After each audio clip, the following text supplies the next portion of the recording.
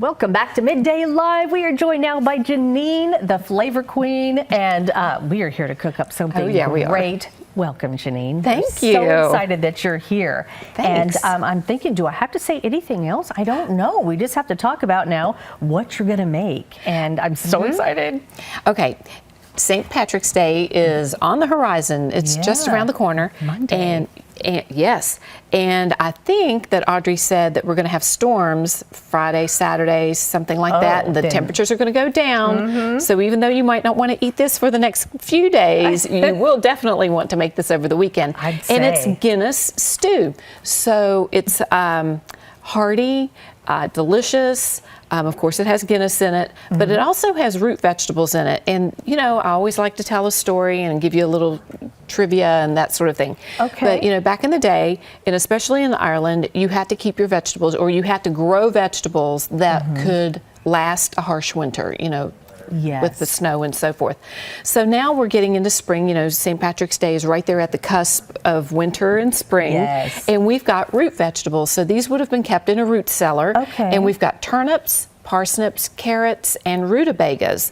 And this will be the last of the winter vegetables before you start using your spring vegetables, because, you know, if you plant a garden, you're going to be able to access radishes and lettuces, things like that, you know, that will make you forget all about these root vegetables. And so these store over the entire winter season. And we're just using, you know, if we were in Ireland right now, back in the 1800s, we're just using the last of our root vegetables of our pantry. Right. Now, this, from what I'm about to say, you can tell I have a bunch of kids and grandkids. Rutabaga, I know that from, I think, Winnie the Pooh. And then parsnips from the movie Tangled. Oh, I love it. Soup. So I don't really know much about either one. Well, that's so funny. Rutabaga goes by several different names. I know it as a rutabaga, but some people call them Swedes. I'm not exactly sure why. I'll have to research that and get back with you. And it has the texture of, let's say, a turnip with just a faint turnip smell, but it's very mild once it cooks up. It's sweet like a potato. And then, of course, we know the sweetness and deliciousness of a carrot. And then these are turnips. But these, I just think these smell like, I think they smell like they've already got cinnamon and butter in them. And this is just the pure vegetable. You can actually, in England, you know, how they celebrate tea time, you've got tea in the afternoon, and they will use, you know how we have carrot cake? You can use parsnips in place of carrots in that recipe, and it is delicious. So this is something that is, you know, versatile. It can be used in savory dishes like we're doing with our Guinness stew, or you can even use it in a dessert. So just a little tip if you're an adventurous eater. So what I've done now is I've taken our chuck roast, and this was about a 4-pound chuck roast, cut it into cubes and browned it up with some onions. I sprinkled some flour on it, and what that will do is slightly thicken our broth.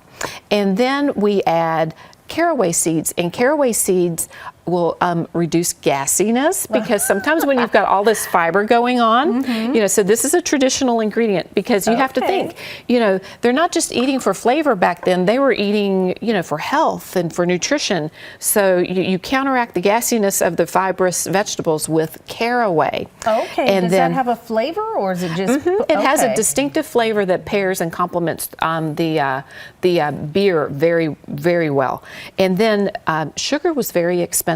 And so raisins, things that were sweet like raisins, were used, and raisins take the edge off of the Guinness.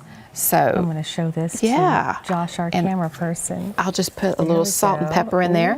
That's starting to look good. Oh, yes. And then we'll dump our rutabagas in there, and then I'll cook this up, and we will have a little tasting. This is 45 minutes in the Instant Pot, 2 hours on the stove top, or 6 hours in a slow cooker. I was going to ask, because the carrots, they do take a while to cook, but the Instant Pot, oh my. Yes, oh, it takes the edge off. Oh, yeah. And so we've added an entire stout beer, you know, the Guinness. That's where the Guinness comes in. Yes. And Guinness has stout and extra stout. Do not use the extra stout. We only want the traditional stout. Okay, that's good to know. And then we'll add this entire contents of beef stock in here. That's the family size too. Yeah, we'll put that in there, 6 cups. And then we just I never put the lid on it because I want it to reduce down. But Okay.